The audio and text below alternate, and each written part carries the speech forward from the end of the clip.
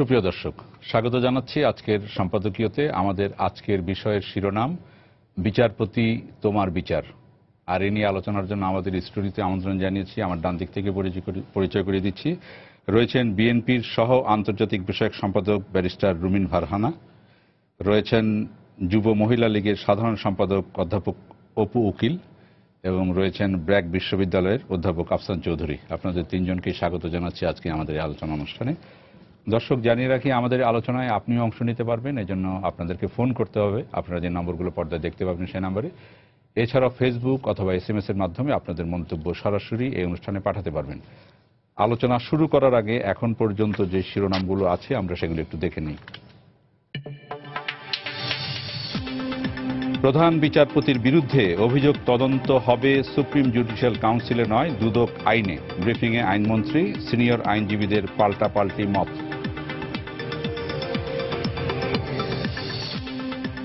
Supreme কোর্টের প্রশাসনে রদবদল, রেজিস্ট্রার, অতিরিক্ত রেজিস্ট্রার ও ডেপুটি রেজিস্ট্রার সহ 10 জনকে বিভিন্ন জেলায় বদলি।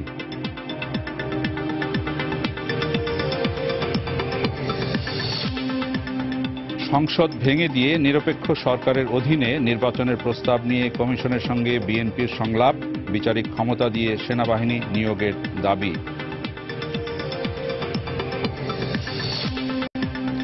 নির্বাচন কমিশনের সঙ্গে বৈঠকে 11 দফা প্রস্তাব দেবে আওয়ামী লীগ, জানালেন ওবায়দুল কাদের। বললেন বিএনপির অংশ নেয়া রাজনীতির জন্য ইতিবাচক।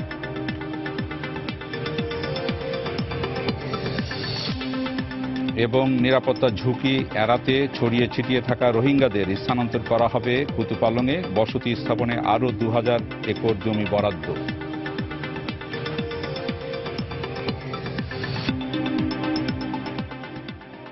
আমরা শিরোনামগুলো দেখলাম। আমরা যেই আলোচনার একটা যেটা আজকের শিরোনামটা আমরা নিয়েছি, বিচারপতি তোমার বিচার, খুব একটা জনপ্রিয় একটি গান। আমাদের 71-এর স্বাধীনতা যুদ্ধের সময়ের বা 69 জি 69-এর গণ অভ্যুত্থানের সময়ের এই গানটা। আমরা স্বাধীনতা যুদ্ধের সময় এটা গণ অভ্যুত্থানের পরে এই যে ইয়েটা হলো সেটা, তো সেটার থেকেই এই অংশটা নিয়েছি আমরা। এই কারণে যেটা বলছি যে আমরা জানি যে প্রধান বিচারপতি সুরেন্দ্র কুমার সিনহার বিরুদ্ধে দুর্নীতির অভিযোগ উঠেছে। এই অভিযোগ উঠেছে আজ থেকে বলা যায়, আমরা বলতে পারি যে 15 দিন আগে, যেদিন মহামান্য রাষ্ট্রপতি 4 জন বিচারপতির সাথে বৈঠক করলেন এবং যেটা সুপ্রিম কোর্টের একটা লিখিত বিবৃতিতে যেটা আছে, দালিলিক তথ্যাদি দিলেন। কিন্তু আমরা জাতি জানলাম গতকালকে যখন সুপ্রিম কোর্টের একটা লিখিত বিবৃতি আসলো। আমি ব্যারিস্টার রুমিন ফারহানা আপনাকে দিয়ে শুরু করতে চাই আজকের আলোচনা। যে আমরা দেখি যে গত 2রা অক্টোবর প্রধান বিচারপতি ছুটিতে যাওয়ার পর থেকে আপনাদের দল থেকে বলা হচ্ছিল যে তাকে জোর করে ছুটিতে পাঠানো হয়েছে। আমরা প্রায় প্রতিদিনই পাল্টাপাল্টি সমাবেশ দেখছিলাম সুপ্রিম কোর্ট আইনজীবী সমিতির। আমরা জানি সুপ্রিম কোর্ট আইনজীবী সমিতিতে বিএনপির সংখ্যাগরিষ্ঠ, বিএনপির সমর্থক আইনজীবীরা সংখ্যাগরিষ্ঠ 8 জন 6 জন। আমাদের কাছে একটা হিসাব আমাদের রিপোর্টাররা প্রায় দেয় ওখানে 8 মানে আপনাদের দলের পক্ষ থেকে সভাপতি, সাধারণ সম্পাদক এবং অন্যান্যরা যখন প্রেস ব্রিফিং করছেন তার পর মুহূর্তে আরেক গ্রুপও করছেন। পাল্টাপাল্টি ছিল। কিন্তু গতকাল সুপ্রিম কোর্টের বিবৃতির মাধ্যমে আমরা যেটা জানার পর সেটার পর আপনাদের দলের বা আইনজীবীদের সমিতিতে আপনাদের দলের সমর্থক নেতৃবৃন্দের আজকে কোনো বক্তব্য আমরা পেলাম না। এটা তাহলে কি মানে বিষয়টাকে আপনারা কিভাবে দেখছেন? দেখুন, বিচারাঙ্গন হচ্ছে রাষ্ট্রের 3টি মূল স্তম্ভের একটি, এবং সেই বিচারাঙ্গনে যিনি প্রধান বিচারপতি, তার ব্যাপারে কথা বলবার সময়, তার ব্যাপারে কোনো সিদ্ধান্ত নেবার সময় আমার মনে হয় অনেক বেশি সাবধানতা অবলম্বন করা দরকার। আমরা ষোড়শ সংশোধনী রায়ের পরপরই যেভাবে রাজনৈতিক অঙ্গনে এক ধরনের উত্তাপ দেখতে পেলাম, বিশেষ করে ক্ষমতাসীন দলের নেতা নেত্রীদের মুখে আমরা যেই ভাষা লক্ষ্য করলাম, যেভাবে তারা মাননীয় প্রধান বিচারপতিকে ব্যক্তিগত আক্রমণে গেলেন, তার ধর্মীয় বিশ্বাস নিয়ে প্রশ্ন তুললেন, তাকে দেশ থেকে চলে যাবার পরামর্শ দিলেন, তাকে পদত্যাগ করতে বললেন, অনেকে বললেন এই রায় তার নিজের লেখা নয়, আর কেউ লিখে দিয়েছে। মানে শিষ্টাচার বহির্ভূত, এবং আমি বলবো যে একেবারে কন্টেম্প্ট অফ কোর্ট যেটাকে বলে, সেই কন্টেম্প্ট অফ কোর্ট হওয়ার মতন ভাষায় মাননীয় প্রধান বিচারপতিকে আক্রমণ করা হলো।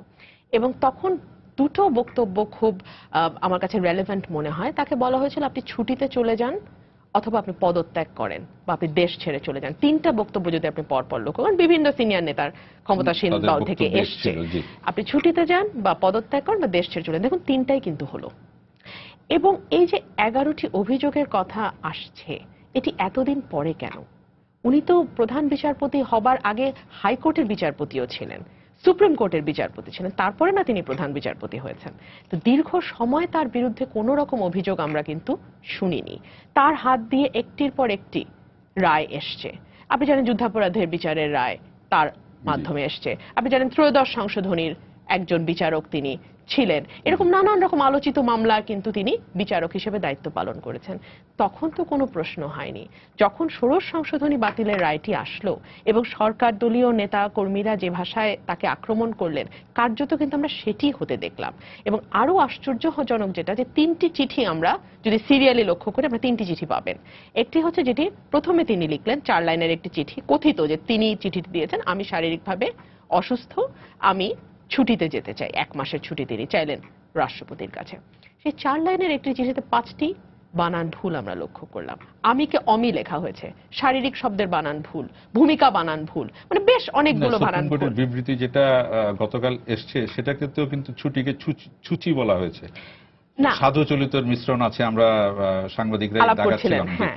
কিন্তু এই যে 4 লাইনের একটি ছোট্ট চিঠি যেখানে ওনার সিগনেচার যাচ্ছে, সুপ্রিম কোর্টের বিবৃতিতে কিন্তু ওনার সিগনেচার যায়নি, কিন্তু 4 লাইনের যে চিঠিটি সেটি ওনার সিগনেচার, ওনার ব্যক্তিগত চিঠি বলে আমরা এটাকে ধরবো, ওনার ছুঁয়ে গেছে। যদিও সেই সইটি ওনার কিনা সেটা নিয়ে একটি বিতর্ক আছে। দ্বিতীয় চিঠিটি হলো যখন উনি অস্ট্রেলিয়া চলে যাচ্ছেন, সেই মুহূর্তে উনি গণমাধ্যমে পরিষ্কার ভাষায় বললেন আমি সুস্থ। প্রথম লাইনটি ছিল আমি সম্পূর্ণভাবে সুস্থ। একটি রায়কে কেন্দ্র করে সরকারের মন্ত্রী, এমপি এবং উচ্চপদস্থ নেতাদের মধ্যে এক ধরনের অস্বস্তি তৈরি হয়েছে এবং যা আমাকে বিব্রত করছে। এবং তিনি আরেকটি কথা বলেছেন যে মাননীয় প্রধানমন্ত্রী আমার সঙ্গে অভিমান করেছেন, ভুল বোঝানো হয়েছে, এটা আমাকে বলেছেন। ভুল বোঝানো হয়েছে, জি। আমি অভিমান করেছেন। কিন্তু তিনি একটি কথা সেখানে খুব স্পষ্ট করছেন যে আমি ফিরে আসব এবং যা হচ্ছে সেটি বিচার বিভাগের জন্য কোনো স্বস্তিকর বা সুখকর বিষয় নয়। জি। এবং লাস্ট যে চিঠিটা আসলো সুপ্রিম কোর্টের বিবৃতি, যেটা আপনি বলছেন যেখানে বানান ভুল আছে, সাধু চরিতের মিশ্রণ আছে, সেই চিঠিটির যদি আপনি লক্ষ্য করেন তাহলে দেখবেন আগের দুটো চিঠির সাথে কিন্তু এই চিঠিটির কোনো মিল নেই। প্রথমে আমরা আইনমন্ত্রীর মুখে শুনলাম উনি অসুস্থ, উনি সে কারণে ছুটিতে যাচ্ছেন, সেরকম চিঠি আমরা গণমাধ্যমে দেখলাম। পরে উনি নিজে বললেন না আমি সুস্থ নই, আমি অসুস্থ, আমি অসুস্থ নই, আমি সুস্থ এবং আমি ফিরে আসব।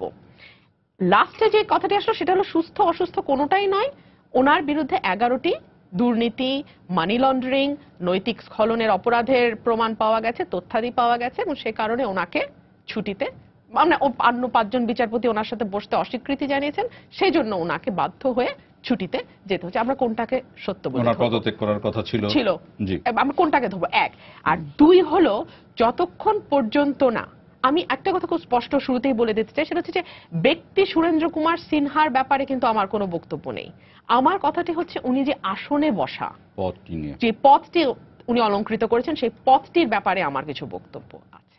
সেটি হচ্ছে যে আমাদের যখন ষোড়শ সংশোধনীর রায় দিয়ে সুপ্রিম জুডিশিয়াল কাউন্সিলকে পুনরায় সংবিধানে রিইনস্টেট করা হলো, যতক্ষণ পর্যন্ত রিভিউ না হচ্ছে ততক্ষণ পর্যন্ত কিন্তু রায় চূড়ান্ত, এই ব্যাপারে কোনো দ্বিমত নেই। রিভিউ করা হলে সেটা পরের ব্যাপার, রিভিউতে যদি স্টে করা হয় সেটা পরের ব্যাপার। যতক্ষণ পর্যন্ত রিভিউ ফাইল না হচ্ছে এবং স্টে না হচ্ছে ততক্ষণ পর্যন্ত অ্যাপিলেট ডিভিশন যে রায় দিয়েছে that is final. That means supreme judicial council পুনরুজ্জীবিত হয়েছে। তাহলে এরকম একটি অবস্থা, আপনি যদি সংবিধানের 96 ধারাটি পড়েন, সেখানে স্পষ্ট বলা আছে যদি কোনো বিচারকের বিরুদ্ধে এমন কোনো অভিযোগ আসে তাহলে সেটা কারা তদন্ত করবেন এবং কিভাবে তদন্ত করবেন। তদন্ত করবার আগেই আপনি কিভাবে সিদ্ধান্ত নেন যে সেই বিচারকের সঙ্গে আপনি বসবেন না, বা এই ধরনের একটি সিদ্ধান্ত আসে কি করে, বা তাকে আপনি ছুটিতেই বা পাঠান কি করে? এখানে যদি আমি জিজ্ঞাসা করি যে বসবেন না কথাটা তো আমরা জানছি বিবৃতি সুপ্রিম থেকে। কোর্টের বিবৃতির মাধ্যমে, এবং কাদের কথা জানছি? 4 জন, মানে ওনার পরবর্তীতে যারা বিচারকদের কাছ থেকে। হ্যাঁ সিনিয়র বিচারপতি, তাদের বয়ানটা আমরা জানছি বিবৃতির মাধ্যমে। জি। তো তখন আপনি কি বলবেন যে ওনারা তো, এবং যারা এটা ষোড়শ সংশোধনী বাতিল করলেন তারাও এর মধ্যে আছেন। দেখুন, আমি আপনাকে একটা কথা মনে করে দিই, ষোড়শ সংশোধনী যে রায়টা মাননীয় প্রধান বিচারপতি সহ বাকি ইউনানিমাস যে রায়টি আসছে, ফুল বেঞ্চের যে রায়টি আসছে, সেখানে একটা কথা খুব পরিষ্কারভাবে লেখা আছে, সেটা হচ্ছে যে রাষ্ট্রের সমস্ত প্রতিষ্ঠানকে ধ্বংস করে দেবার পরে বিচার বিভাগও প্রায় ডুবন্ত অবস্থায় আছে, শুধু নাকটা উঁচু করে কোনো মতে টিকে আছে। এবং বারবারই মাননীয় প্রধান বিচারপতি কিন্তু বেশ বছর খানেক ধরে আপনি দেখবেন যে উনি বলে এসছেন বিচার বিভাগের স্বাধীনতা নেই, সরকার বিচার নিম্ন আদালতকে হস্তক্ষেপ মানে কবজায় নেবার পর উচ্চ আদালতকেও কবজায় নিতে চাচ্ছে, এ ধরনের শঙ্কার আমি কথা আপনার এই আশঙ্কার কথা উনি বিষয়টি- বলে এসছেন। আপনার এই বিষয়টি এখন নিয়ে- আপনি, আমি শুধু একটা কথা বলে শেষ করি, জি। আপনি যেটি বলছিলেন যে হ্যাঁ আমি মানছি সুপ্রিম কোর্টের বিবৃতি, আপনি কারটা ধরবেন? মাননীয় প্রধান বিচারপতির প্রথম চিঠি, মাননীয় প্রধান বিচারপতির দ্বিতীয় বিবৃতি, নাকি আপনি সুপ্রিম কোর্টের বিবৃতি ধরবেন? সেই প্রশ্ন আমি মানে জনগণের আমরা কাছে এখন রাখছি। কোনটা ধরবো এটার এটাও একটা ধোঁয়াশার ব্যাপার। ধোঁয়াশার ব্যাপার। জি। আমি অধ্যাপক অবু উকিল আপনার কাছে আসি, যে উনি মাননীয় আপনাদের দলের কথা বলেছেন, যে অভিযোগ যে আপনাদের দলের বিরুদ্ধে যে উচ্চ আদালতকে কবজায় নেওয়ার চেষ্টা। আমরা দেখি মাননীয় প্রধানমন্ত্রী কালকে একটি প্রোগ্রাম যেটা ছিল সেটা তার আগে উনি বক্তব্য রেখেছেন, সেখানে উনি বলেছেন যে অতীতীয় প্রধান বিচারপতিদের নিয়ে অতীতে অনেক খেলা হয়েছে, উনি বিভিন্ন উদাহরণও দিয়েছেন। তো ওনার কথা যদি ধরি যে সেই খেলা এখনো চলছে, কিভাবে বলবেন আপনি? আমি প্রথমে বলছি যে আপনার যে শিরোনাম যে, বিচারপতি তোমার বিচার করবে যারা, এই যে আপনি নামটি এখানে দিয়েছেন আজকে, এর যে একটু প্রেক্ষাপট আমি একটু বিশ্লেষণ করছি। রুমিন ফারহানা কতগুলো অভিযোগ এসেছে যে শুধুমাত্র ষোড়শ সংশোধনের রায়ের পরেই চিফ জাস্টিসকে নিয়ে আওয়ামী লীগ বা সরকারের পক্ষ থেকে বিভিন্ন সভা সমাবেশ করা হয়েছে, যে কথাগুলো রুমিন ফারহানা বলতে চেষ্টা করলো। আসলে কিন্তু ঘটনাটা সেই রকম না। চিফ জাস্টিস কিন্তু প্রথম থেকেই, তিনি দায়িত্ব পাওয়ার পর থেকেই যে ঘটনাগুলো ঘটিয়েছেন, জনমনের সেটি নিয়ে বিক্ষোভের না, উনি ধীরে যখন ধীরে বলেছেন, তৈরি আমি হয়েছে। বলি, উনি যখন নিজে ভরা কোর্টে বলেছেন শান্তি কমিটির আমি মেম্বার আমিও মেম্বার ছিলাম, আছি। তখন কিন্তু আপনারা কিছু বলেননি। না, আমরা বলিনি, কিন্তু বলা হয়নি তখন। যুদ্ধাপরাধ মামলার শুনানি চলছিল, মানে রিভিউ শুনানি চলছিল, মানে শান্তি না। কমিটির মেম্বার প্রধান বিচারপতির আসনে বসে আছেন, তখনও কিন্তু মানে এটা আওয়ামী লীগের রিয়াকশন হওয়ার কথা, না, রিয়াকশন হয়নি। কিন্তু জনগণের মনে জি। রিয়াকশন। শুধু তাই না, 71-এর মানবতা বিরোধী যে আদালতটি পুরানো হাইকোর্টে, সেটিকে ওখান থেকে সরিয়ে যুদ্ধাপরাধীর রায়ের কার্যক্রমগুলো ক্ষতিগ্রস্ত করবার জন্য তিনি একাধিকবার আইন মন্ত্রণালয়ে চিঠি দিয়েছেন। তিনি বিচারপতিদের ছুটি সেটিকে কমিয়ে আনবার জন্য আবার সুপ্রিম কোর্টের যে সময় সেটিকে তিনি কমানোর এই কাজগুলো করেছেন। এবং তারপরে কি করলেন, যেটি সুপ্রিম কোর্টে তিনি একটি স্ট্যাচু স্থাপন করবার মধ্য দিয়ে একটি পরিবেশ তৈরি করলেন, যেটিও ছিল অনাকাঙ্ক্ষিত। তারপরে তিনি কি করেছেন, বিচারপতি নিয়োগের যে বিষয়টি, সেখানেও তিনি তার পছন্দের প্রার্থী নিয়োগ পায়নি বলে সেটিকেও বাধাগ্রস্ত করবার চেষ্টা করেছেন। তাছাড়া তার যে বক্তব্যগুলো ছিল, একজন চিফ জাস্টিসের বক্তব্য তাকে মনে হয়নি তিনি একজন রাজনৈতিক নেতা, এরকম বক্তব্য তার মনে হয়েছে। এই বিষয়গুলো পরবর্তীতে যেটি তিনি করেছেন, যে তিনি জয়নুল আবেদিন, তাকে দুদক যেন তার বিরুদ্ধে, অবসরপ্রাপ্ত বিচারপতি, দুদক যেন তার বিচার না, মানে তদন্ত না করে, সে ব্যাপারে তিনি দুদকে চিঠি দিয়েছেন। তারপরে সালাউদ্দিন কাদের চৌধুরী, তিনি মৃত্যুদণ্ডপ্রাপ্ত আসামি, তার পরিবারের সঙ্গে তিনি কথা বলেছেন এবং দেখা করেছেন, সেগুলো ইন্টারনেটে এসেছে, পত্রিকায় এসেছে। সর্বোপরি যেটি এসছে যে তিনি ষোড়শ সংশোধনীর রায় দিয়েছেন, রায় নিয়ে কোনো অভিযোগ ছিল না সরকারের পক্ষ থেকে, কিন্তু রায়ের যে অবজারভেশন, সেখানে যখন তিনি বাংলাদেশের অভ্যুত্থান, জাতির জনক বঙ্গবন্ধুকে নিয়ে, মাননীয় প্রধানমন্ত্রীকে নিয়ে, মহান সংসদ, সংবিধান, সর্বোপরি সংসদ সদস্যদেরকে নিয়ে অপমান অপদস্থ করলেন, ঠিক তখন কিন্তু বিচারকগণ, যারা অন্যান্য বিচারকগণ, তাদের মধ্যে যেমন ক্ষোভের সৃষ্টি হলো, এবং আজকের যে আপনার বক্তব্য যে জনগণ, সেই জনগণের মধ্যে যে বিচারপতি তোমার বিচার করবে যারা, আজ জেগেছে সেই জনতা, এই স্লোগান নিয়ে কিন্তু সমগ্র বাংলাদেশের মানুষ তার বিরুদ্ধে ক্ষোভে ফেটে পড়লেন। এবং তারপরেও আমি আপনাকে ওই বিষয়ে দৃষ্টি আকর্ষণ করবো। ব্যারিস্টার রুমিন ফারহানা যে কথাটা বললেন, তিনটা বিষয়, দুইটা চিঠি, প্রধান বিচারপতির দুইটা চিঠি এবং বিবৃতি সুপ্রিম কোর্টের, সবকিছুই উনি বলছেন যে ধোঁয়াশা কোনটা। আচ্ছা, এবার ওনার বিষয় বলি। যখন প্রথম ছুটির আবেদন করলেন প্রধান বিচারপতি, তখন এই টকশোতেই রুমিন ফারহানা সহ অন্যান্যরা, আমার সঙ্গে অনেকে বলেছেন যে তিনি ওখানে যে সিগনেচারটি করা আছে, এটি জাল, এটি ঠিক না, বানান ভুল তো আছেই, এই কথাটি ওনারা বলেছেন। তারপরে উনি সিনহা সাহেব যখন চলে গেলেন অস্ট্রেলিয়ায়, তিনি নিজ হাতে যে চিঠিটি বিলিয়েছেন সেই সিগনেচার এবং সুটির যে সিগনেচার সেটি কিন্তু একই রকম। এই ক্ষেত্রে রুমিন ফারহানা কি বলবে আমি জানি না, কিন্তু বিএনপির পক্ষ থেকে শুধু রুমিন ফারহানা না, স্টেটমেন্ট দিয়ে, প্রেস ব্রিফিং দিয়ে বিএনপির পক্ষ থেকে বলা হয়েছে যে এটি জাল। এখন তারা কি বলবে? বা প্রধান বিচারপতি অস্ট্রেলিয়া যাওয়ার সময়ও বলে যাননি আমার আগের চিঠিটা নকল বা জাল, এটা বলেননি। কিন্তু বিএনপির পক্ষ থেকে আমি বলতে পারি তো এটা এই কথাগুলো বলা হয়েছে, এটা জাতি জানে। এবং পরবর্তীতে যে ওনারা যে কথাগুলো বলছেন, এখন যে কথাগুলো বলছেন, আমরা জানি না, বাংলাদেশের মানুষ জানে না, বুঝতেও চায় না যে বিএনপি মানে অন্যান্য বিষয়গুলোকে ওভারলুক করে দেশ, জাতি, জনগণ শুধুমাত্র এই চিফ জাস্টিসের উপর ভর করেছেন কেন? তারা তাকে দিয়ে কি ষড়যন্ত্র করাতে চায়, এবং তাদের কারণেই কিন্তু অলরেডি এই জিনিসগুলো চলে এসেছে, যে বিএনপির কারণেই আজকে চিফ জাস্টিস যাবার সময় যে বলেছেন যে কথাটি, আমি বিব্রত, আমি বিচার অসুস্থ নই, বিচারাঙ্গন অস্থিতিশীল হোক সেটি আমি চাই না। এটিতে কিন্তু এক ধরনের অনেকেই বলছেন যে তাকে দিয়ে এই বিচার মানে জুডিশিয়াল কু করবার জন্য একটি চক্রান্ত হয়তো আওয়ামী মানে স্বাধীনতা বিরোধী যে শক্তি তারা করতে চেয়েছিল, সেখানে বিএনপি জামাতও জড়িত রয়েছে।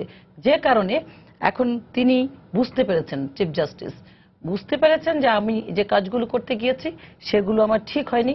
এবং সর্বোপরি তো আমরা দেখলাম যেটা সুপ্রিম কোর্ট থেকে বিবৃতি দেয়া হলো যে তার যে সহকর্মী তারাই তার 11টি যে সুনির্দিষ্ট কারণ রয়েছে মানে অভিযোগ তার বিরুদ্ধে, সেই অভিযোগগুলো যখন তারা ব্যাখ্যা করতে গেলেন মহামান্য রাষ্ট্রপতির কাছ থেকে, সেই ব্যাখ্যা করবার বিষয়টি কিন্তু তিনি এড়িয়ে গিয়েছেন এবং সুস্পষ্ট ব্যাখ্যা দিতে পারলেন না কেন তার এই যে নৈতিক স্খলন, তারপরে হচ্ছে অর্থ পাচার 11টি বিভিন্ন, সেটির ব্যাপারে তিনি ব্যাখ্যা দিলেনই না, বরং বললেন আমি পদত্যাগ করব। যদিও সেটি চূড়ান্ত ছিল না, পরের দিন তিনি ছুটির দরখাস্ত করে দিয়েছেন তাদের সহকর্মীদেরকে না জানিয়েই।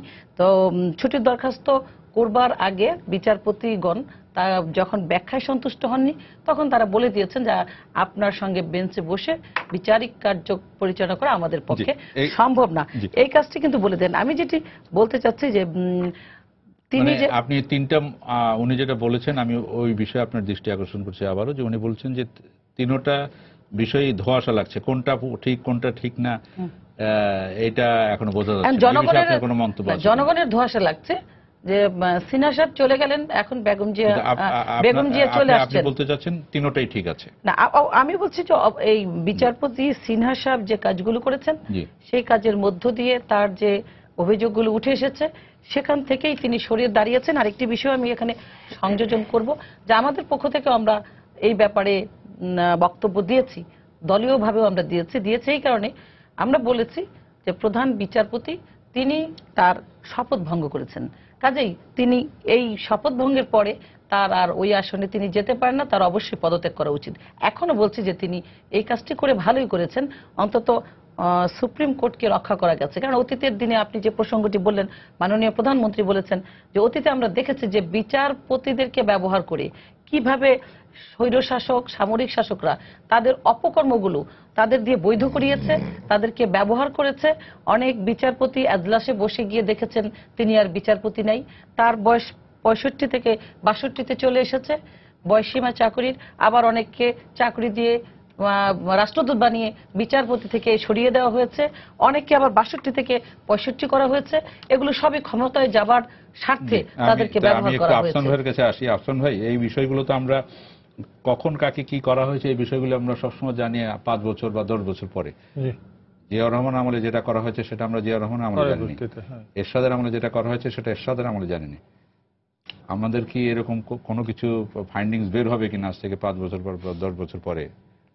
আপনিও সাংবাদিক, আমিও সাংবাদিক, তো কি বলবেন আপনি? ধন্যবাদ। আমি মনে করি তিনটা বিষয় খুব দ্রুত বলি। একটা হচ্ছে যে এটা কিন্তু সিনহা কি করেছে না করেছে এটা বিষয়ই না। এটা আমার কাছে মনে হচ্ছে যে প্রতিষ্ঠানগুলো খুব দুর্বল। আমাদের সরকারের 3টি প্রতিষ্ঠান দুর্বল, শুরু থেকেই দুর্বল এবং কোনো সময় তাদের সাবল্যকরণটা ঘটেনি।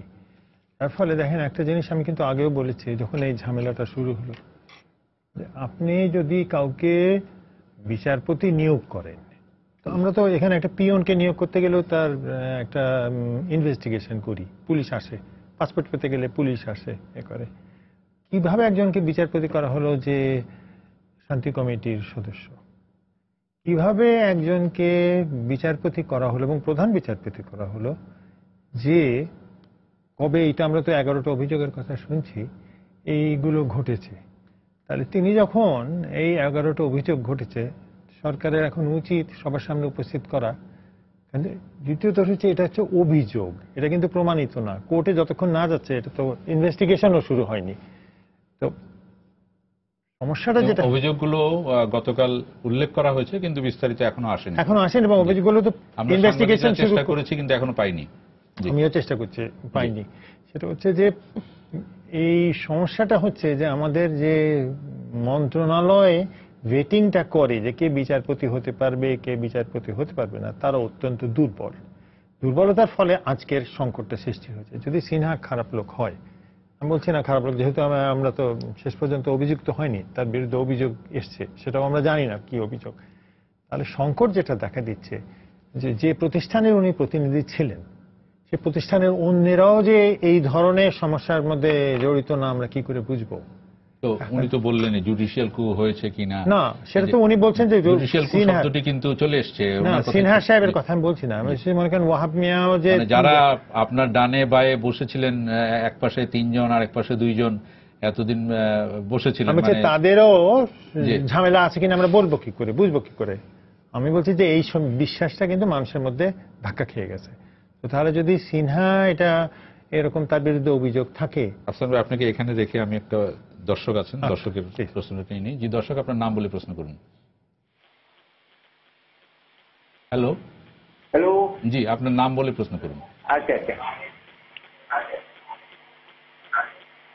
হ্যালো, জি আপনার নাম বলে প্রশ্নটা করেন। আচ্ছা উনি তো বলবো আমাকে, তাই দেখছেন আমি বলবো। জি বলেন। হ্যালো, সালাম আলাইকুম। ওয়ালাইকুম সালাম, বলেন। আমি আজিজুল ইসলাম বোলার থেকে বলছি। জি বলেন। যে আইনমন্ত্রী বলছেন প্রধান মাননীয় বিচারপতি ক্যান্সার রোগ হয়েছে, সে অস্ট্রেলিয়া যাওয়ার পূর্ব মুহূর্তে বলছে আমি সুস্থ। এখন যে জনগণ কিভাবে আইনকে শ্রদ্ধা করব এবং আইনের প্রতি কিভাবে দৃঢ় বিশ্বাস রাখবে, এটা আমার অপু বিশ্বাস অধ্যাপিকা অপু উকিল ম্যাডামের, অপু উকিলের কাছে আমার প্রমোশন হয়ে গেছে। না জি ধন্যবাদ। অপু উকিল অবশ্যই জবাব দিবেন, আমরা আফসান ভাইয়ের কথাটা আগে শুনে নিই। আচ্ছা, আমার বিষয়টা হচ্ছে প্রাতিষ্ঠানিকভাবে এটা ধাক্কা খেয়েছে, এটা আমাদের মেনে নিলে, বিশেষ করে আওয়ামী লীগের মানে সরকারের মেনে নিলে সুবিধাটা হয়। বিএনপিও এর সঙ্গে জড়িয়ে রয়েছে, প্রাতিষ্ঠানিকভাবে আমি হইনি। আমি যেটা দেখি, আমি ক্লাসে এটা পড়াচ্ছি, আজকেও পড়িয়েছি ক্লাসে এই বিষয়টাও, সবার কাছে যে আমাদের সমাজের ফর্মাল আর ইনফর্মাল প্রতিষ্ঠান আছে, ফর্মাল প্রতিষ্ঠানগুলো দুর্বল হয়ে গেছে। এবং ফর্মাল প্রতিষ্ঠান দুর্বল হয়ে যেটা হয় যে মানুষ কিন্তু ওটা থেকে নিজেকে রক্ষা করার চেষ্টা করে।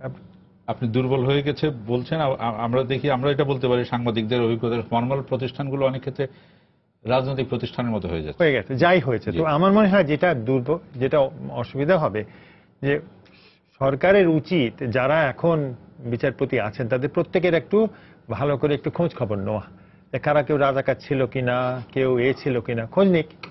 মানে এটা তো আমি মুক্তিযুদ্ধের গবেষক হিসেবে বলবো যে এটা খোঁজ নেওয়াটা খুবই প্রয়োজন। এটা বিব্রতকর, সরকারি দক্ষতাটা দেখায়নি।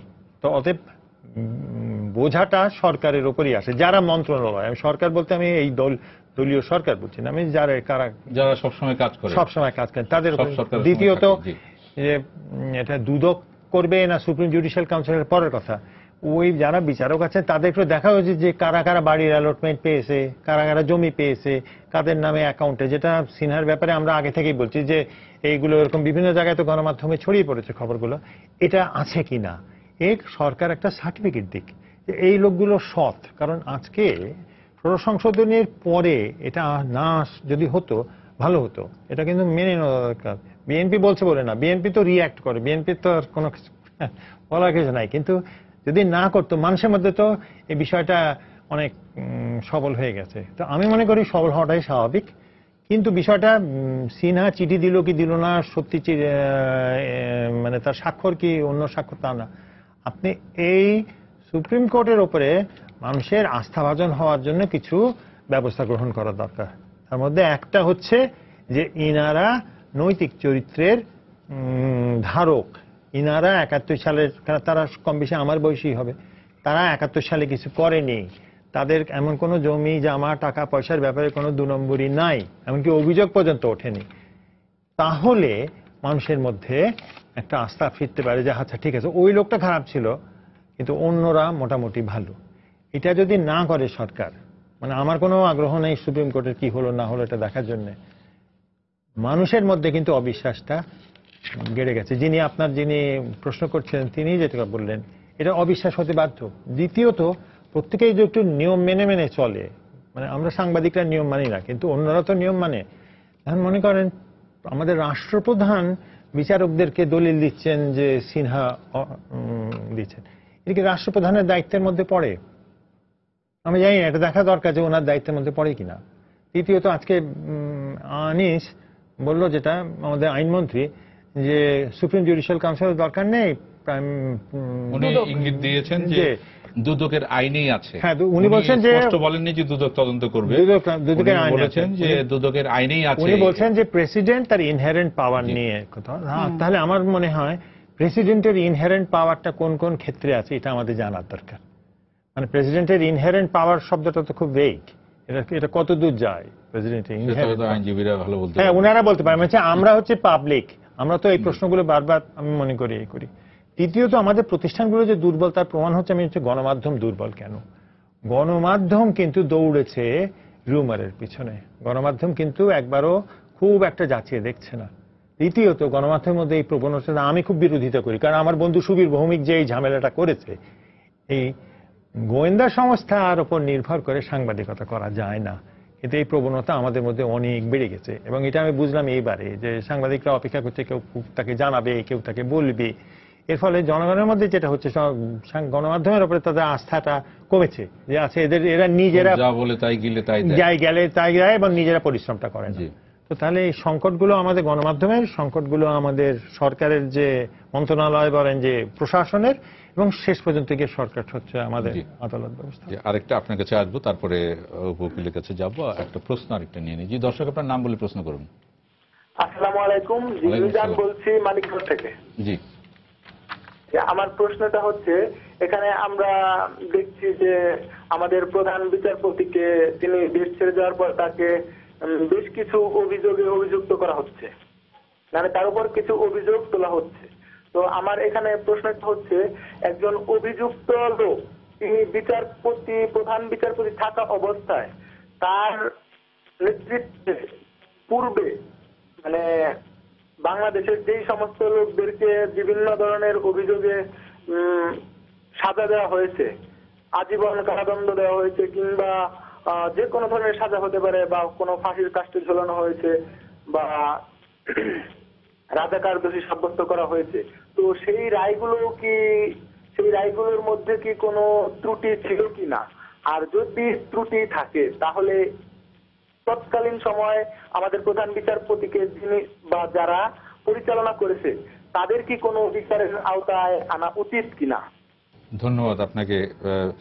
ব্যারিস্টার রুমিন ফারহানা খুব চমৎকার প্রশ্ন করেছেন, খুব চমৎকার প্রশ্ন করেছেন। জি, এবং এই প্রশ্নটি কিন্তু আমাদের অনেকের মাথার মধ্যে আছে, যে যেই রায়গুলো হয়ে গেছে সেই রায়গুলোর তাহলে কি হবে। কিন্তু প্রশ্নটা হচ্ছে যে অভিযোগ কি বলে না, যে রায় হয়ে গেছে সেটা হয়ে গেছে, সেটা পরিবর্তনের আর কোনো সুযোগ নেই। এক, এটা হচ্ছে একদম পরিষ্কার উত্তর। আর দুই হচ্ছে যে অভিযোগ তোলা বা অভিযোগ ওঠা মানেই কিন্তু অপরাধী হওয়া না, এই বিষয়টা খুব স্পষ্ট আমাদের মাথায় রাখতে হবে। এবং যেহেতু এখন সুপ্রিম জুডিশিয়াল কাউন্সিলটা এখন এই মুহূর্তে যেহেতু এখনো কোনো রিভিউ হয়নি, আমি আবারও বলছি, এখন কিন্তু যে কোনো বিচারকের বিরুদ্ধে বা বিচারককে যেই পদ্ধতিতে অপসারণ করা যায় এমন সাংবিধানিক পদে যারা আছেন তাদের বিরুদ্ধে যদি কোনো অভিযোগ আসে, সেটার তদন্ত করবার পূর্ণ এখতিয়ার কিন্তু সুপ্রিম জুডিশিয়াল কাউন্সিলের। এবং আপনি যদি সংবিধানের 96 অনুচ্ছেদটি পড়েন, আপনি যেটা বলছেন, আজকে আইনমন্ত্রী একটা কথা বললেন, আমরা তো এটাও আশা করতে পারি যে মানে এখন ভারপ্রাপ্ত প্রধান বিচারপতি যিনি আছেন তার নেতৃত্বে যে ফুল কোর্ট বা বেঞ্চ তারাও বলতে পারেন যে কি এখন কি যদি তদন্ত করতে হয় বা বিচার করতে হয় কি করতে হবে তারাও তো বলতে পারে এই বিষয়ে। নিশ্চয়ই এটা তারাও বলতে পারে বা রাষ্ট্রপতি তাদেরকে নির্দেশনা দিতে পারে। জি হ্যাঁ, এটা 96-তে বলে দেওয়া আছে, কিন্তু 96-তে কিন্তু কোথাও বলা নেই যে ওই সময় তিনি এজলাসে বসতে পারবেন না। আপনি যদি 96টা খুব মনোযোগ দিয়ে পড়েন আপনি দেখবেন 96-এর কোথাও বলা নেই যে যার বিরুদ্ধে তদন্ত হচ্ছে তিনি কমিটিতে থাকতে পারবেন না। That is very clear. উনি কমিটির সদস্য হতে পারবেন না, কিন্তু উনি এজলাসে বসতে পারবেন না বা ওনার সঙ্গে আমি বসবো না, এটা অনেকটাই একটু ছেলে মানুষের মতো, মানে আমি আপনার সাথে খেলবো না। তাহলে কি আপনি বলছেন যে আমাদের যে 5 জন আছেন যে আমি যেটা বলছি সবাই ছেলে মানুষই সেটা আপনারাই কনক্লুশন ড্র করবেন, সেটা আপনারাই কনক্লুশন ড্র করবেন। আমি শুধু 96 এর ব্যাখ্যাটা তারা তো কোর্টে বসছেন, আমি শুধু আমার 96 এর ব্যাখ্যাটা বসছেন। দেখুন মুশকিল হয়েছে কি, তারা তো কোর্টে বসছেন, তো তাদের কাছে কি আপনার আমি বলি যে আপনাদের সুপ্রিম কোর্ট আইনজীবী সমিতির পক্ষ থেকে আর্জি নিয়ে যাওয়া হয়েছিল যে আপনারা যখন প্রধান বিচারপতির সাথে দেখা করতে চেয়ে দেখা করতে পারেননি, আর্জি নিয়ে যাওয়া হয়েছিল প্রধান বিচারপতির সাথে আমরা দেখা করতে পারছি না, দেখা করতে দেওয়া হচ্ছে না, উনি সুস্থ না অসুস্থ আমরা জানি না। তো এখন তো তখন প্রধান বিচারপতির সাথে আপনারা দেখা করতে পারেননি, যে ছুটিতে যাওয়া প্রধান বিচারপতির সাথে আপনার ভারপ্রাপ্ত প্রধান বিচারপতির কাছে গিয়েছিলেন। এখন যারা আছেন যে সিটিং বাদ বাকি 5 জন এই 5 জনের কাছে তো আপনারা যেতে পারেন। তো আপনি যেটা বলছেন যে ছেলে খেলার মতো, তো এই বিষয়টার উত্তরটা কি তাদের কাছে আপনারা গিয়ে আনতে পারেন না? না, আমরা বলছি মাত্র তো বিষয়টি হলো পরবর্তী পদক্ষেপ কি হবে সেটা তো পরবর্তীতে দেখা যাবে, কিন্তু আমি একজন বারের মেম্বার হিসেবে বলছি, আমি একজন আইনজীবী হিসেবে বলছি, এবং আমি বলছি সংবিধানের একটি ধারা সম্পর্কে, যে সংবিধানের এই ধারাটিতে পরিষ্কার বলা আছে কিভাবে। এখন আপনার আইনমন্ত্রী বলছে দুদক করবে, কোন এখতিয়ারে দুদক করবে? নাম্বার 1 কিন্তু দুদকের আমরা দেখি যে এখানে সাংবাদিকদের একটি আছে, আইনমন্ত্রী যখনই বলেছেন তখনই কোন অনলাইনে দিয়ে আছে দুদকের ইঙ্গিত দিলেন, আর কোন অনলাইন বলেছে দুদক করবে, কিন্তু আইনমন্ত্রী একবারও বলেননি দুদক করবে, উনি বলেছেন দুদকের আইনে বলা আছে। যে আমরা সেটাই ধরি। মানে আপনি যখন ধোঁয়াশা কথা বলবেন তখন আপনি আপনার মতো ব্যাখ্যা করবেন, আমি আমার মতন ব্যাখ্যা করব, আফসান ভাইয়ের মতো ব্যাখ্যা করবো, যার যেভাবে পছন্দ সে ব্যাখ্যা। কিন্তু এত ব্যাখ্যার কোনো প্রয়োজন নাই, এত ধোঁয়াশা সৃষ্টির প্রয়োজন, কারণ আইন খুব পরিষ্কার ভাই, আইনের মধ্যে কিন্তু কোনো ধোঁয়াশা নাই, একদম নাই। এবং 96 অনুচ্ছেদ অনুযায়ী কাউন্সিল হবে, কাউন্সিলে তদন্ত হবে, তদন্ত করে যদি ওনাকে দোষী সাব্যস্ত হন উনি, তাহলে ওনাকে রাষ্ট্রপতি অপসারণ করবেন। আইন ইজ ভেরি ক্লিয়ার। 1 2 হলো এত প্রশ্ন উঠছে আমাদের মাননীয় প্রধান বিচারপতি সম্পর্কে, 11টি মারাত্মক অভিযোগ ওনার বিরুদ্ধে, সবই ষোড়শ সংশোধনী রায়ের পরে বেরোলো। এতদিন উনি তাহলে এই অভিযোগগুলো কোথায় ছিল? 2 নাম্বার হলো এত বড় একজন অপরাধী, যদি কথার কথা আমি ধরেও নেই, মানে যার বিরুদ্ধে এত অভিযোগ এসছে, অপরাধী শব্দটা আমি লয়ার হিসেবে ইউজ করতে পারি না, এটা খুব লেম্যান ল্যাঙ্গুয়েজ হয়ে যায়। হ্যাঁ, এতগুলো অভিযোগ যার বিরুদ্ধে, তিনি কি করে রাষ্ট্রপতির অনুমতি নিয়ে বিদেশে চলে গেলেন? তাকে কেন চলে যেতে দেওয়া হলো? কারণ এখন তো তার বিরুদ্ধে আসলে ইনভেস্টিগেশন হবে, তার প্রেজেন্ট থাকা উচিত। এখানে ন্যাচারাল জাস্টিসের প্রশ্ন আছে, তার জবাব দেবার একটা ব্যাপার আছে। উনি 5 জনকে ইনফরমালি জবাব দেননি, সেটা নাই দিতে পারেন, সেটা তার খুশি। এত ইনফরমালি তো আপনি একজন মাননীয় প্রধান বিচারপতিকে সরিয়ে দিতে পারেন না। আপনাকে ফর্মাল যে প্রসিডিওর বলা আছে, যেভাবে আপনি বলেন, ছুটিতে পাঠানো বলেন, সরে যাওয়া বলেন, সরিয়ে দেওয়া বলেন, আপনি যে ভাষাই বলেন না কেন, এখানে ফর্মাল প্রসিডিওর আছে, তাকে তো আপনার বিদেশে যেতে দেওয়াই তাহলে ওই সময়টায় ঠিক ছিল না। 3 নাম্বার হলো একই প্রশ্ন আফসান ভাই যেটা তুলেছেন, সেটা আমার মাথায়ও আছে। আমরা তো কানাঘুষো কম শুনি না, সুপ্রিম কোর্টে আজকে 14 বছর ধরে হাঁটছি, কানাঘুষো তো আমরাও প্রচুর শুনি। আর কারো বিরুদ্ধে তো এরকম কোনো প্রসিডিং নেওয়া নজির তো খুব কম। সুপ্রিম জুডিশিয়াল কাউন্সিলে বোধহয় 2 বা 3টা মামলার ফয়সালা হয়েছে এত বছরে, 3টা। তো এতদিন ধরে আমরা এতজনের বিরুদ্ধে ইভেন এখনো এত কানাঘুষো শুনছি, কই কিছু তো হচ্ছে না। কেন হচ্ছে না? শুধুমাত্র ওনাকেই কেন টার্গেট করা হলো? এই প্রশ্নগুলো শুধু আমার না, এই প্রশ্নগুলো জনমনে আছে। এই যে দর্শক যে প্রশ্নগুলো করছে, এই প্রশ্নগুলো জনগণের মধ্যে আছে। আমি একটা কথা দিয়ে শেষ করি, এই প্রশ্নগুলো যতক্ষণ ঘুরবে জনমনে, যতক্ষণ পর্যন্ত প্রশ্নগুলো স্বচ্ছ এবং পরিষ্কার জবাব না থাকবে, ততক্ষণ পর্যন্ত কিন্তু প্রতিষ্ঠানটি ভঙ্গুর থেকে ভঙ্গুরতর হতে থাকবে। অ্যাকচুয়ালি ওনারা শকড, কারণ ওনাকেই টার্গেট করেছিল, বিচারপতি চিফ জাস্টিসকেই বিএনপি টার্গেট করেছিল, যে এটা কিন্তু ওনার কথার মধ্যে দিয়ে চলে আসে। কারণ উনি একটি ব্যাখ্যা দিলেন 96, আপনাকে বারবার বললেন যে ওটা ভালো করে পড়লে বোঝা যাবে, তো 97টা মনে হয় পড়েন নাই উনি। 97 ধারা থেকে তো সুস্পষ্ট লেখা আছে প্রেসিডেন্ট করবেন প্রেসিডেন্ট করবেন। উনি যে ব্যাখ্যাটি দিলেন, এটা টকশোতে বসে যদি আমরা একতরফা ব্যাখ্যা দেই তাহলে তো হবে না। উনি বোঝাতে চেষ্টা করলেন মহামান্য রাষ্ট্রপতি যেটি করেছেন ঠিক করেন নাই, কিন্তু ওই 96 কথা বলেন। 97তে যে বলা আছে যে কোনো চিফ জাস্টিস যদি তার নৈতিক স্খলন ঘটে, তিনি যদি তার শপথ ভঙ্গ করেন, তিনি যদি অসুস্থ থাকেন এবং তিনি যদি তার কর্মকাণ্ডে শূন্য হয়, অনুপস্থিত থাকেন, কর্ম সম্পাদনের স্বার্থ সংশ্লিষ্ট কাজে জড়িত হন, তাহলে অবশ্যই মহামান্য বিচারপতি তাকে সরিয়ে যিনি জ্যেষ্ঠ আছেন তাকে দায়িত্ব দিতে পারেন মহামান্য রাষ্ট্রপতি, এবং সেই কাজটি তো তিনি করেছেন। এবং সেই সরিয়ে না এবং ছুটি রাষ্ট্রপতি যেটা করেছেন, উনি ছুটি নিয়েছেন, সেই কাজটি তিনি করতে পারতেন, তিনি কিন্তু সেটি করেন নাই। উনি কিন্তু বললেন যে তাকে সরিয়ে দেওয়া হয়েছে, মানে কথা কিন্তু বিকৃত করে আসছে। মহামান্য রাষ্ট্রপতির কাছে ছুটির আবেদন জানিয়েছেন এবং তাও কি পরিপ্রেক্ষিতে করেছে সেটিও কিন্তু সুপ্রিম কোর্টের বিবৃতি থেকে সেই কথাগুলো আমাদের ক্লিয়ার হয়েছে। এখন বলছি যে চিফ জাস্টিসকে এখান থেকে ছুটির আবেদন দেওয়াতে তিনি চলে গেছেন, সেই ক্ষেত্রে ওনাদের এই বিষয়টা নিয়েই ওনারা পড়ে আছেন। আমরা যদি একটু বাইরের দু একটা কান্ট্রিতে দেখি, আমেরিকায় যদি সুপ্রিম হাউস অফ রিপ্রেজেন্টেটিভ কোনো একটি চিফ জাস্টিসের বিরুদ্ধে কোনো কমপ্লেন্ট নিয়ে আসে এবং সেটি যদি সিনেট 2/3 ভোটে সমর্থন করে, তাৎক্ষণিক চিফ জাস্টিসকে চলে যেতে হয়।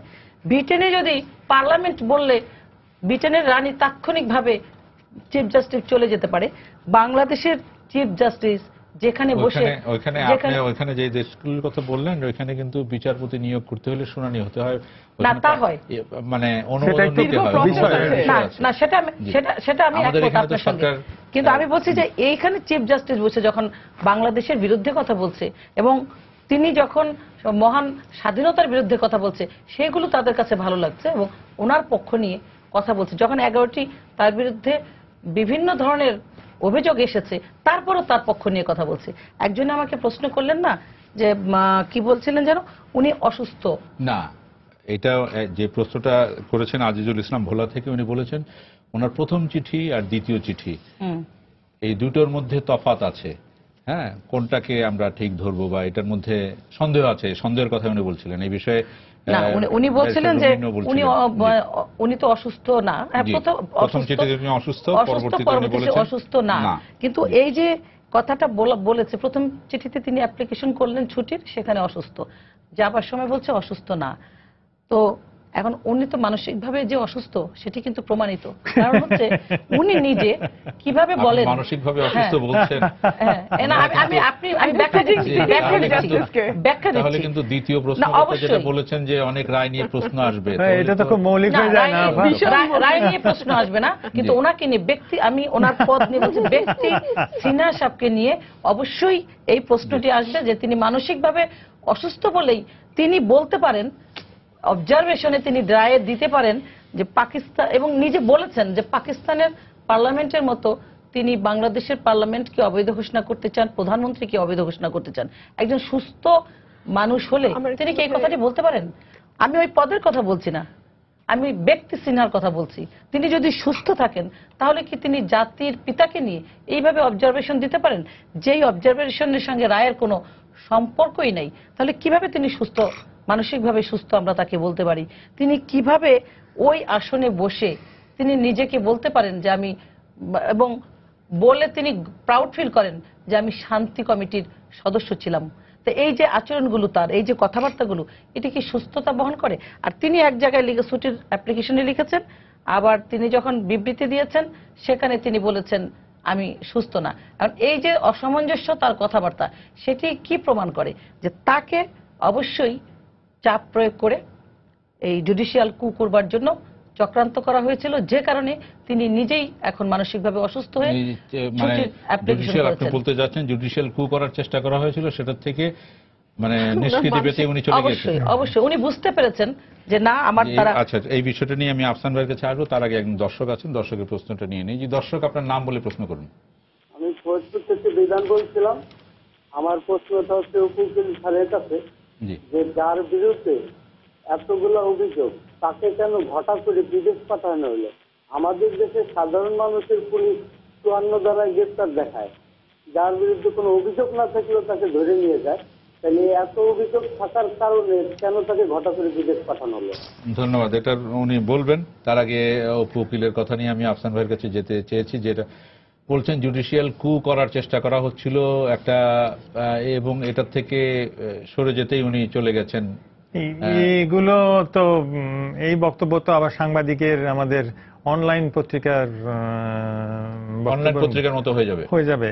তাতে আমি এটা যেহেতু সব অনলাইনই এরকম না, না আমি অনলাইনে আমার মতে এইগুলো এই সংকটগুলোই তৈরি হচ্ছে একটা রাজনৈতিক একটা অস্বস্তি থেকে, অসহিষ্ণুতা থেকে। আমি কোনো দলের কথা বলছি না। আমার মনে হয় যারা এই আওয়ামী লীগ বিএনপি, অপু উকিল এবং রুবিন ফারহান দুজনেই যেটা বলছেন আওয়ামী লীগ বিএনপি হয়ে যাচ্ছে, তাহলে বোঝা যাচ্ছে যে আমাদের সাংবাদিকদের মতো তাহলে একটা আওয়ামী লীগ সুপ্রিম কোর্ট, একটা বিএনপি সুপ্রিম কোর্ট করে দিলে খুব ভালো হয়। তাহলে আর আমাদের কোনো দুশ্চিন্তা করতে হয় না, ঝগড়াও থাকে না। কিন্তু সংকটটা তো অন্য জায়গায়। সংকটটা হচ্ছে যে আপনি আপনার প্রতিষ্ঠানের প্রতি আস্থা আছে কিনা। আপনার যদি প্রতিষ্ঠানের প্রতি যেভাবে হোক, আপনি একজন প্রধান বিচারপতি যে মানসিক রোগগ্রস্ত মানুষ, ধরে নিলাম আমি অপু উকিলের কথাটি, আপনি পৌঁছালো কি করে ওখানে? এইটা আমি বলছি সে সবচেয়ে বড় সংকট। আপনি একজন, উনি কিন্তু বলেননি, এবং আমি বলি মুক্তিযুদ্ধের গবেষক হিসেবে আমি বলছি যে সব শান্তি কমিটির চেয়ারম্যান কিন্তু বিশ্বাসঘাতক দালাল ছিল না, অনেকে কিন্তু আসলে, এবং উনি নিজে বলেছে আমি রাত্রেবেলা মুক্তিযোদ্ধাদের খবর দিতাম, সেটা কোনো বিষয় না। কিন্তু এটা তো একটা বিব্রতকর, আমার কাছে তো সবচেয়ে বেশি বিব্রতকর এটাই লাগবে যে একজন শান্তি কমিটির লোক পৌঁছালো কি করে। তাহলে তার এই মানে কি বলবো অ্যাপয়েন্টমেন্ট লেটারটা যে সই করেছিল, কোন দায়িত্বে ইনি সই করেছিলেন যে একজন আমি শান্তি কমিটির লোক কি না আমি যাচাই না করে তাকে করছি। আচ্ছা, দ্বিতীয়ত আমি বলছি যে 11টা যে চুরির অভিজ্ঞতা ইত্যাদি যখন হচ্ছিল তখনই আপনি তো ঢুকে পড়লেন। আমার মনে আছে জাজ এবে ফর্টাস যেটা ছিলেন আমেরিকান সুপ্রিম কোর্টে, তার বিরুদ্ধে একটা মামলা হয়েছিল, তখনই তার বিরুদ্ধে FBI ইনভেস্টিগেট করে তাকে সরিয়েছিল, তাকে কিন্তু অপেক্ষা করা হয়নি। আমার কথা হচ্ছে যে এটা কতদিন ধরে চলছে। ষোড়শ সংশোধনের মতো এত জটিল একটা রায়ের সময় তাকে কেন ওই রায় করতে দেওয়া হলো? কারণ এগুলো তো নিশ্চয়ই তো আজকে কালকের রায় না। তাকে সুপ্রিম কোর্টে চিফ জাস্টিসের নিয়োগের সময় কেউ কি দেখেনি? এটা তো স্বাভাবিক বিষয় না। আমি বলছি আমাদের অদক্ষতাটা খুব কিন্তু বড় রকম, এবং আমি বলি যে সবচেয়ে অদক্ষ দেখেন আপনি রোহিঙ্গা রিফিউজিদের ব্যাপারে আমাদের পররাষ্ট্র মন্ত্রণালয় এত বছর হয়ে গেছে, তাদের কোনো পরিকল্পনা নাই যে কি করব যদি চলে আসে।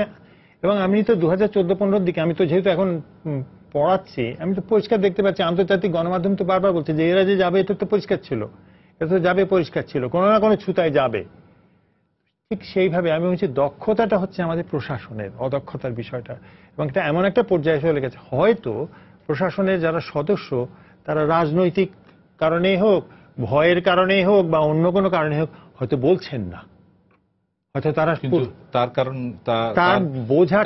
তার বোঝাটা নিতে হচ্ছে প্রতিষ্ঠানকে। এবং এইটা বড় সংকট। এই সংকট এখন সিনহা গেল, ঠিক আছে, সিনহাকে অ্যাকচুয়ালি ফেরত নিয়ে আসা উচিত, ওনার অধিকার আছে বলার যে উনি করেছেন কিনা না করেছেন কিনা, এটা তো একটা বড় বিষয়। আমাদের অ্যাটর্নি জেনারেল তো বলেছেন যে ওনার আবার এসে এখানে বসা, সেটা উনি প্রধান বিচারপতি হিসেবে হয়তো বসবেন না, ওরা তো 3-4 মাস বাকি আছে, কিন্তু বিচারটা তো চলবে। কারণ একটা মানুষ চুরি যদি করে থাকে তার তো মানে এটা তো আর ফেলে দেওয়া যাবে না। তো আমি বলছি যে আপনার প্রাতিষ্ঠানিক প্রশাসনিক দুর্বলতাটা কিন্তু বড় একটা বিষয়, এবং বিশেষ করে বাংলাদেশ সরকারের রাজনীতি কিন্তু অনেকটা আমলা নির্ভর, আমলার দক্ষতাতেই চলে। সেই আমলা যদি এতটা দক্ষ না হয় তাহলে আমাদের বুঝতে হবে যে আমাদের রাষ্ট্র ব্যবস্থাটা দুর্বল হয়ে যাচ্ছে।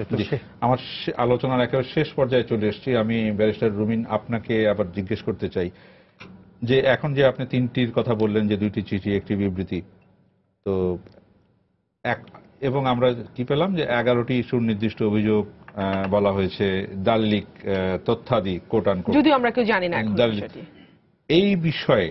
আমরা আজকে সুপ্রিম কোর্ট আইনজীবী সমিতির বিএনপির সমর্থিত অংশ যারা আপনার সংখ্যাগরিষ্ঠ সুপ্রিম কোর্ট আইনজীবী সমিতিতে, আজকে কিন্তু আপনি যে এখানে টকশোতে যেটা বলছেন এই ধরনের কোনো, আমরা গত 2 তারিখের পর থেকে নিয়ে একেবারে 14 তারিখ রাতের পরে বা 13 তারিখ রাতে যেদিন প্রধান বিচারপতি চলে গেলেন, তারপর দিন তো একেবারে বিএনপির 4-5 নেতা বললেন যে হ্যাঁ উনি যেটা বলেছেন সব স্পষ্ট করে দিয়ে গেছেন। কিন্তু গতকাল সুপ্রিম কোর্টের বিবৃতির পর আপনাদের তরফ থেকে একেবারে চুপ, কোনো কিছু নেই। আপনাদের আজকে একটা ইস্যু ছিল, আপনারা ইসিতে গিয়েছেন, তো ইসির বিষয়ে বক্তব্য রেখেছেন, কিন্তু এই বিষয়ে কোনো বক্তব্য নেই।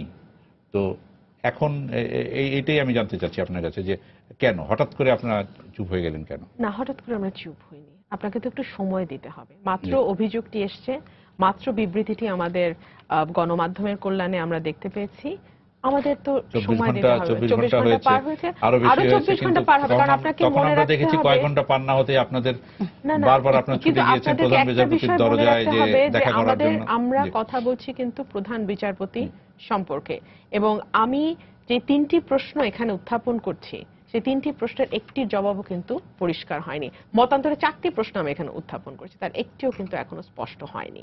আর অনেকগুলো কথা এসছে যে উনি শান্তি কমিটির মেম্বার ছিলেন, উনি কি করে প্রধান বিচারপতি হলেন, ওনার বিরুদ্ধে এত অভিযোগ। আমাদের তো গোড়ায় গলদ আছে। আপনি যদি আবারও আমি সংবিধানে যাই, আমি আইনজীবী, আমি সংবিধানের বাইরে কথা বলবো না। আপনি যদি 95 অনুচ্ছেদটা দেখেন, সেখানে স্পষ্ট বলে দেওয়া আছে 95 এর গতে যে বিচারক কিভাবে নিয়োগ হবে তার জন্য আইন করতে হবে। আজকে 47 বছর পার হয়েছে স্বাধীনতার, আপনি একটি আইন করতে পারেন? কোনো সরকার করেনি। কেন করেনি জানেন?